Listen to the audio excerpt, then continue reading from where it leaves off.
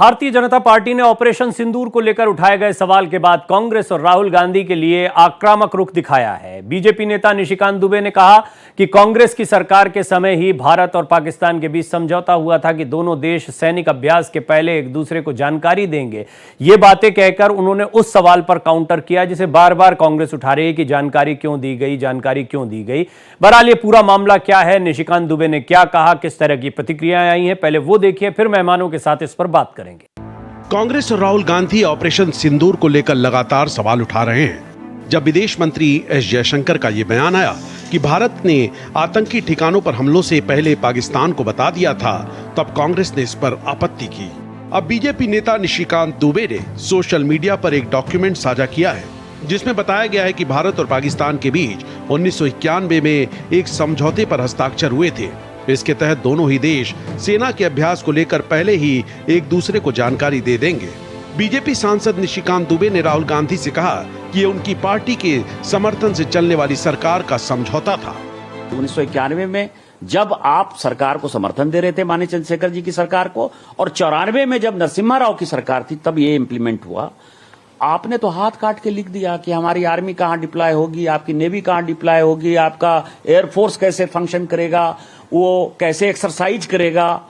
तो ये सारी बातें क्या देशद्रोह नहीं है? कांग्रेस ने वोट बैंक की पॉलिटिक्स के लिए देश के साथ धोखा नहीं किया कि उनको बांग्लादेशी वोट बैंक चाहिए, उनको पाकिस्तानी वोट बैंक चाहिए, क्योंकि हिंदुस्तान के मुसलमान तो इस देश के नागरिक हैं।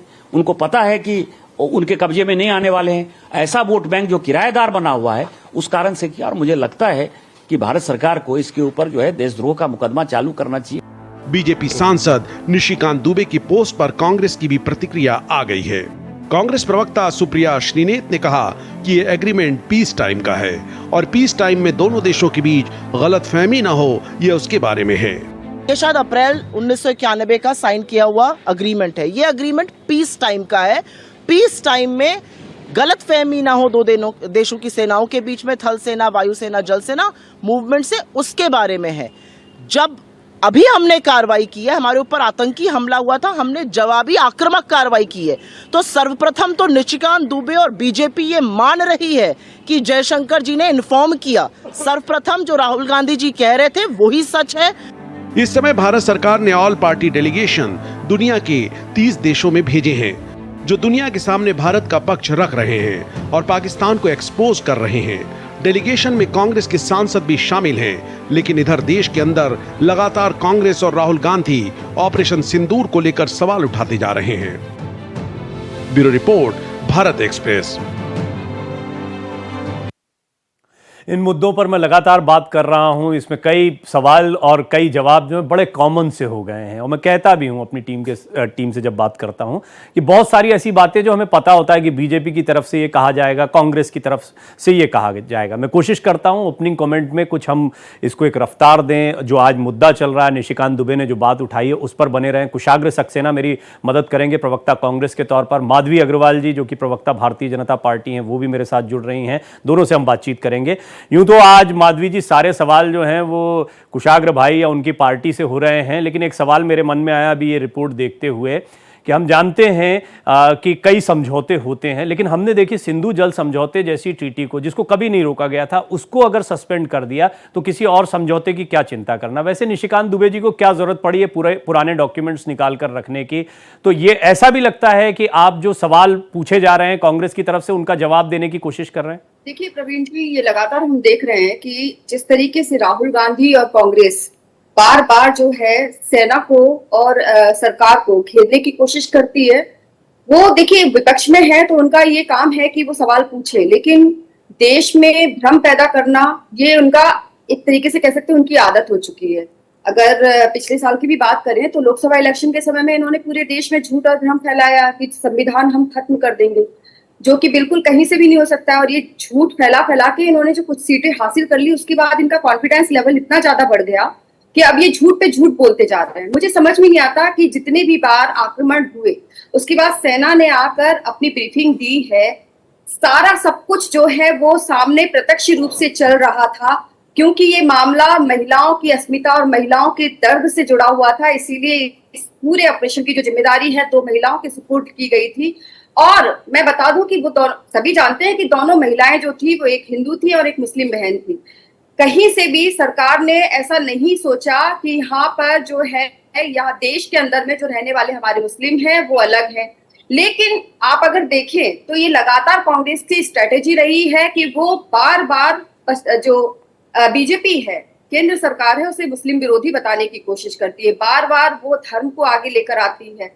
और मुझे लगता है कि कहीं ना कहीं राहुल गांधी ये भूलते जा रहे हैं कि वो एलओपी तो है, तो उनकी जो जिम्मेदारी बनती है कि जिम्मेदारी के साथ साथ एक देश के नागरिक होने के नाते कम से कम वो देश की सेना के ऊपर, उनके शौर्य के ऊपर तो उंगली ना उठाएं, क्योंकि सारी ब्रीफिंग जो है वो सेना के द्वारा। मैं आऊंगा कुछ और सवालों के साथ। ओपनिंग कमेंट सभी मेहमानों के ले लेते हैं माधवी जी, मैं आऊंगा। ये आपकी बात यहां तक हुई, इसको कुशाग्र भाई ने सुना भी है, और इस सबके बीच में खास मेहमान के तौर पर इस पैनल में मेजर जनरल राजन कोचर भी जुड़ गए हैं। जनरल कोचर, आपका भी बहुत बहुत स्वागत है। मैं आपके पास आता हूं, लेकिन कुशाग्र जी मुझे ये बताइए, आपकी एक बात तो है, मैंने शुरुआत में एक सवाल रखा भी, पर बहुत सारे सवाल जो हैं ज्यादातर कांग्रेस की तरफ इशारा करते हैं। सबसे बड़ी बात यह कि अब बीजेपी की तरफ से वर्जन, ये quote unquote Bharatiya Janata party, LOP यानी लीडर ऑफ पाकिस्तान ज्यादा बनते जा रहे हैं राहुल गांधी, क्योंकि उनके वीडियोस को, उनके बयानों को पाकिस्तान के मीडिया में ज्यादा चलाया जा रहा है। देश की सुरक्षा के साथ समझौता है, और निशिकांत दुबे ने शायद इसीलिए देशद्रोह तक का मामला चलाने की बात कह दी।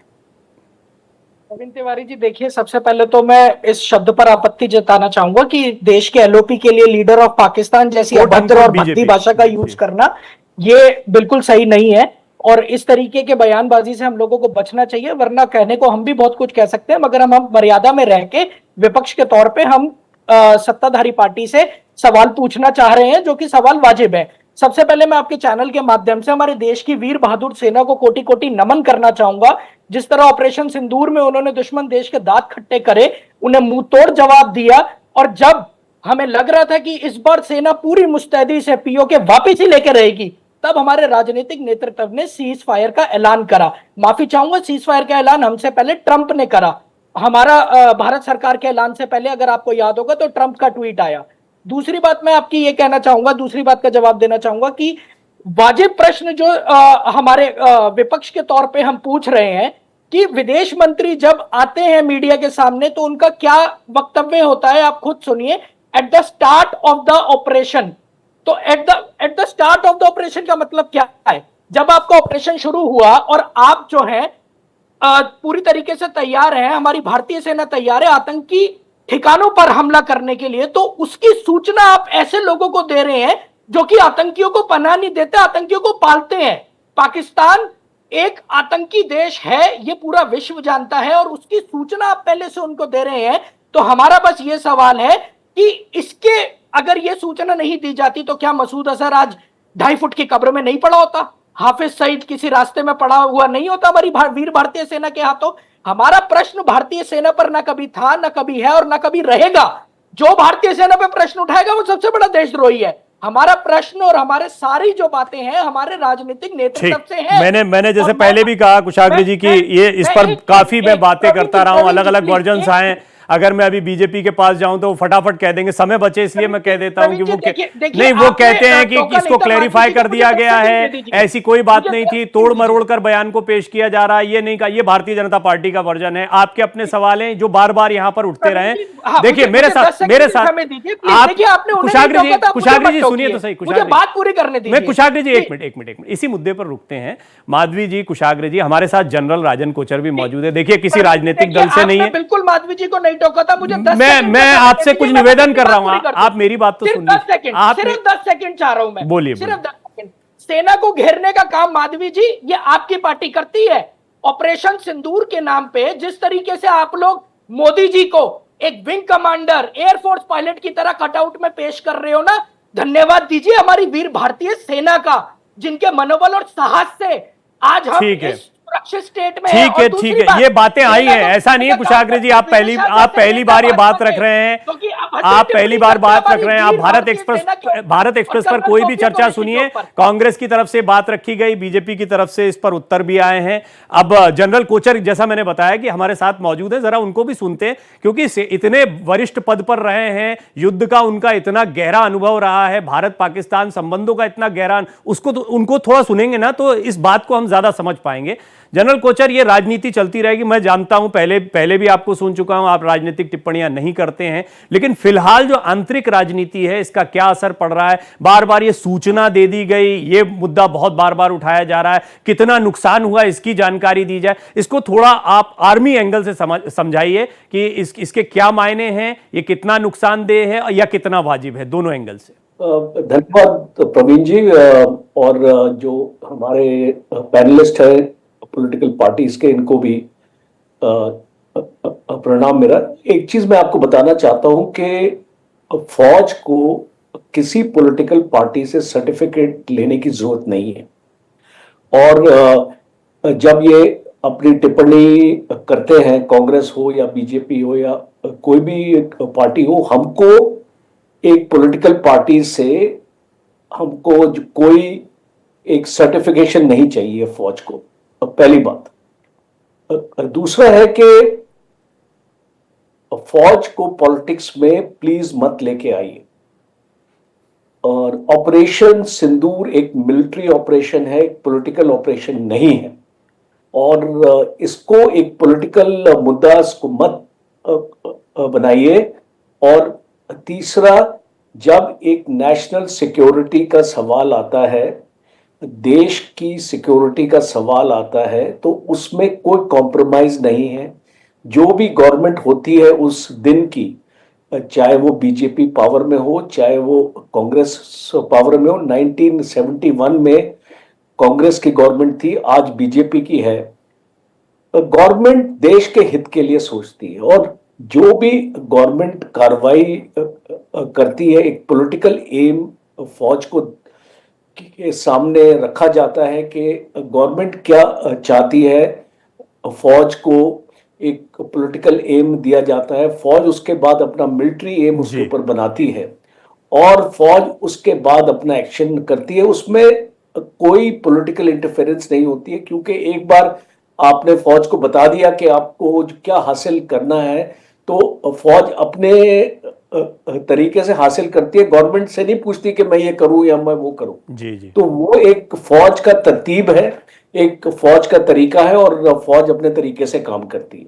अब कुछ इंसिडेंट्स हुए हैं जो मुझे पर्सनली बहुत अफसोस होता है सुन के। एक मध्य प्रदेश का मिनिस्टर है जिसने कुछ स्टेटमेंट्स दिए हमारी विजय शाह लेडी ऑफिसर के बारे में, वो निंदनीय है और उसको करना नहीं चाहिए था। दूसरा, जो हमारे फॉरेन सेक्रेटरी की ट्रोलिंग हुई है जब उसने सीज फायर अनाउंस किया था, वो होना नहीं चाहिए था।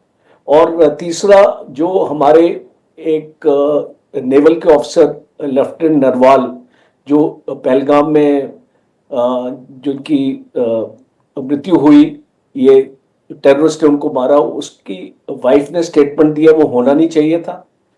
और जो उसकी वाइफ ने स्टेटमेंट दी है, उसको वाइफ को लोगों ने ट्रोल किया है क्योंकि उसने बोला है कि यहाँ पे कश्मीरी की कोई गलती नहीं है, इसमें मुस्लिम्स की कोई गलती नहीं है, हमको अपने यूनाइटेड रहना चाहिए, और जो रिस्पॉन्सिबल है हमको उनको इस सजा अपनी देनी चाहिए।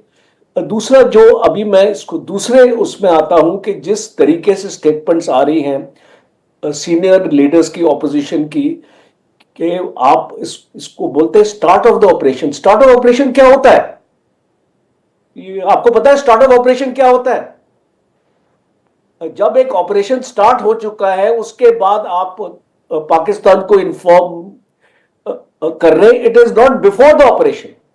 और जो ये मुद्दे आपको लेके नहीं आने चाहिए यहां पे, ऐसे इसको नेशनल फोरम में पाकिस्तान के लोग आपके ऊपर आपकी टिप्पणी करते हैं, आपको कोट करते हैं कि भारत के नेता ऑपोजिशन के जो किस टाइप की स्टेटमेंट्स दे रहे हैं। आज बहुत जरूरी है देश में एकता रखना, और अपने जो आपके पॉलिटिकल गेम्स हैं आप उसको थोड़ी देर के लिए पीछे रख लीजिए, जी नेशनल इंटरेस्ट को अपने सामने लेके आइए। और इसीलिए आपके नेता को भी आपको बताना पड़ेगा, they have to be more responsible. इससे बैलेंस कोई एनालिसिस नहीं हो सकती थी जो जनरल कोचर आपने रखी, बहुत ही बैलेंस आपने बात रखी, और ये हकीकत है जो सबको जाननी समझनी चाहिए हर तरफ से। इसका राजनीतिकरण किसी सैन्य कार्रवाई का नहीं होना चाहिए। माधवी जी, पहला सवाल आपसे मैं आऊंगा, आप भी कुछ कहना चाह रहे थे कुशल भाई, मैं आपके पास आऊं, लेकिन उससे पहले माधवी जी, अभी जो यात्राएं निकली उसमें कांग्रेस का एक आरोप यह आया कि प्रधानमंत्री मोदी के पोस्टर्स लगाए जा रहे हैं। ये देश की या आर्मी की यात्रा से ज्यादा भारतीय जनता पार्टी की यात्रा और प्रचार है। देखिए, जो पोस्टर लगाए जा रहे हैं वो कौन लगा रहा है? बीजेपी तो नहीं लगा रही है, लोग अपने मन से लगा रहे हैं। दूसरी बात मैं कह दूं कि इनको पोस्टरों से बहुत तकलीफ है, तो जब राहुल गांधी के पोस्टर को दूध से नहलाया जाता है तब तो इनको आपत्ति नहीं होती है। जब भारत माता की जगह सोनिया गांधी का मुखड़ा लगा दिया जाता है तब तो इनको आपत्ति नहीं होती है। देखिए, ऑन रिकॉर्ड है, मैं जनरल जी की बात बहुत अच्छी तरीके से सुन रही थी। जनरल कोचर जी ने बहुत सही तरीके से बोला। निश्चित रूप से जब इस तरीके के मुद्दे होते हैं तो उस पर इस तरीके की बहस होना बहुत ही ज्यादा एक तरीके से दुर्भाग्यपूर्ण है। और अगर फिर भी बहस हो रही है तो हम ये कह सकते हैं कि जो साक्ष्य हैं हमारे पास में और जो ब्रीफिंग है ऑलरेडी सेना की, उसके ऊपर तो कोई चीज होती नहीं है। लेकिन अगर राहुल गांधी को आपत्ति हुई है तो कहीं ना कहीं उन्होंने जो प्रश्न चिन्ह है वो आर्मी पे भी लगाया है। और मैं बता दूं कि ऑनलाइन पे भी जब ऑनलाइन रिकॉर्ड है कि भाई आसिफ शरीफ ने जो पाकिस्तान के प्रधानमंत्री हैं, उन्होंने ये बात बोली थी कि जो वहाँ के जो आसिफ मुनीर है, सॉरी शहबाज शरीफ ने और आसिफ मुनीर ने उनको सूचना दी थी कि जो उनका नूर खान एयरवेज है उसको पूरी तरीके से ध्वस्त कर दिया गया, पूरी उस पर आक्रमण किया गया है। जी जी। और ये सारी चीजें सामने है, और उसके बाद भी अगर कांग्रेस बार बार अगर ये प्रश्न पूछ रही है, और खास करके ये प्रश्न तब पूछ रही है जब इस हालात से पूरा देश गुजर रहा है, जब साथ होना चाहिए। मैं जनरल कोचर जी की बात ही कोट करूंगी कि इन मुद्दों पे क्या बहस होना उचित है? और जब हमारे देश में इस तरीके के हालात बने हैं तो क्या ठीक है। अल्टीमेटली कुशाग्र जी, आपकी जितनी बातें, जितने सवाल हैं, जनरल कोचर की बात से भी ये स्पष्ट हो जाता है कि ये ठीक नहीं है। आप बेशक कहें कि आप बीजेपी पर, आप सेना को सैल्यूट करते हुए आगे बढ़ते हैं, लेकिन जब आप सवाल खड़े करते हैं ना, आप अपरोक्ष परोक्ष रूप से सेना की कार्रवाई पर ही सवाल खड़े कर रहे हैं, इससे इनकार नहीं कर सकते। हालांकि आपकी मजबूरी है, आप पर भी दबाव है राजनीतिक, बिहार में चुनाव है, बीजेपी को काउंटर करना है, ये ट्रैक्शन इसका ना ले ले बीजेपी की चिंता भी होगी, लेकिन आप जो कुछ कर रहे हैं उसका सीधा सीधा असर सेना के मनोबल पर पड़ता है। प्रवीण जी, सबसे पहली बात मैं आपको ये बताना चाहूंगा, पहले तो मैं मेजर जनरल राजन कोचर जी ने जितनी शालीनता से अपनी एक एक बात रखी, मैं उनका बहुत सम्मान करता हूं। उन देश के प्रति जो उनकी सेवा रही है उसका बहुत सम्मान करते हुए मैं बताना चाहता हूं कि उन्होंने बहुत अच्छी बात उठाई। जिस तरीके से भाजपा के मध्य प्रदेश के मुख्यमंत्री और विजय शाह और जो कि मंत्री हैं मध्य प्रदेश सरकार में, जिन्होंने सेना का दिन रात अपमान करा ना, कर्नल सोफिया कुरैशी के खिलाफ अभद्र टिप्पणी करी,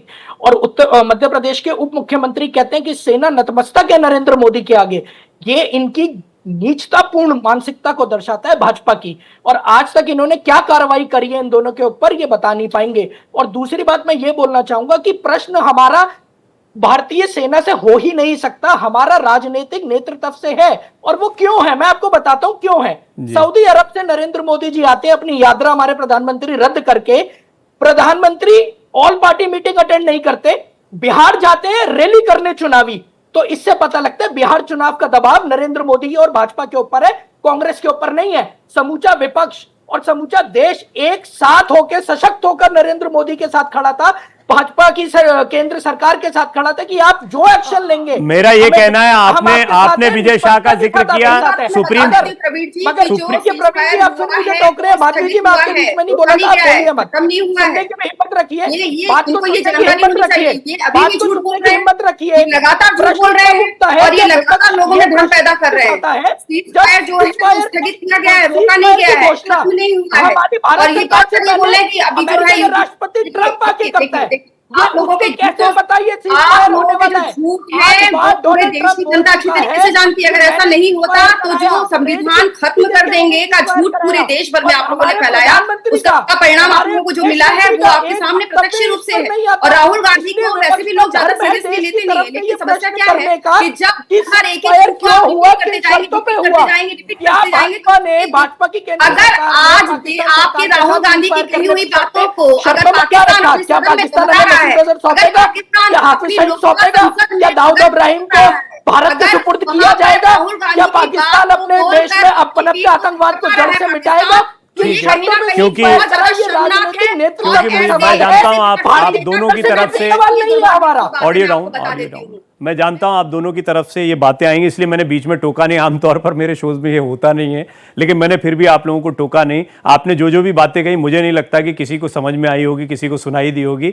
जनरल कोचर को भी शायद न सुनाई दिया हो कि क्या आप लोग बोलना चाह रहे हैं। खैर, वो राजनीतिक मामला, और मैंने पहले भी कहा है शुरुआत में, हालांकि मैं जो सवाल पूछ रहा हूं उसका जवाब नहीं आ रहा। मैंने कुशाग्र जी से पूछा तो वो विजय शाह का मामला है, सुप्रीम कोर्ट में मामला है, होनी चाहिए, सभी ने निंदा की है, कोई बीजेपी उनको प्रमोट नहीं करेगी, क्या होती कार्रवाई वो उनका इंटरनल। इसी तरह से अगर आप एक मिनट कुशाग्र जी बात सुनिए भी, अगर इसी तरह चलिए, विजय शाह बहुत गलत काम किया, सब कड़ी निंदा कर रहे हैं, क्या आप राहुल गांधी को वैसे ही कंपेयर कर रहे हैं? क्योंकि कोचर साहब ने एलओपी की भी बात की है, कोचर साहब ने यह भी कहा कि यह भी गलत है, तो क्या आप उस मुद्दे को भी वैसे ही रखेंगे जैसे आपने विजय शाह के मुद्दे को रखा?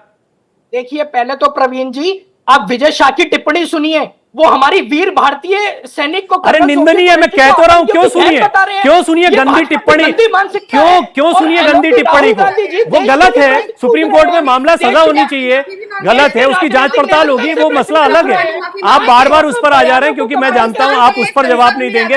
जो मैं जनरल कोचर, एक बात जो देश के बहुत सारे लोगों में कई बार नैरेटिव जाता है, जनरल कोचर कोई और साउंड नहीं, जनरल कोचर देश के लोगों में बहुत बड़ा नैरेटिव जाता है, और नैरेटिव बनाने के लिए राजनीतिक दल चलते हैं। मैं चाहूंगा कि अब दर्शकों को, देश के लोगों को संबोधित करते हुए आप बताइए कि क्या ये जो सवाल पूछे गए हैं, कितना नुकसान हुआ, नहीं हुआ है, और सूचित कर दिया, नहीं कर दिया गया, इस पर जो बहस चल रही है, इसको लोग कैसे लें, इसके बारे में लोग क्या विचार करें, क्योंकि उनके मन में कुछ ना कुछ घुसाने का प्रयास किया जा रहा है। प्रवीण जी, बहुत अच्छा सवाल है आपका। देखिए, दोनों जो पॉलिटिकल पार्टीज के लीडर्स हैं यहाँ पे आए हुए हैं, एक सवाल इनके जहन में मैं देना चाहता हूं कि ऑपरेशन सिंदूर क्या एक सक्सेस था या फेलियर था, और अगर सक्सेस था तो इसका श्रेय किसको जाना चाहिए? क्या गवर्नमेंट ऑफ द डे को नहीं जाना चाहिए? क्या फौज को नहीं जाना चाहिए? तो अगर हम सब क्लियर हैं इस चीज में, हम अपने देश के लिए निछावर हैं, चाहे मैं फौजी हूं, चाहे मैं पॉलिटिशियन हूं, चाहे मैं एक साइंटिस्ट हूं, चाहे मैं एक स्टूडेंट हूं, कोई भी मैं हूं, मैं अपने देश के लिए हूं।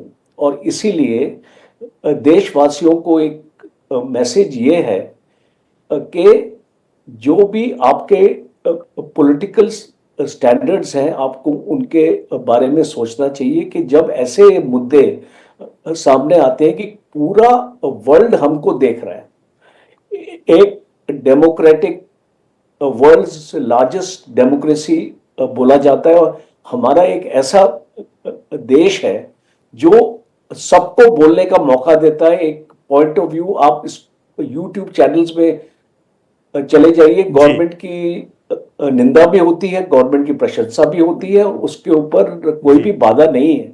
और ये काफी सालों से ये ऐसा जो ट्रेडिशन है हमारे देश की।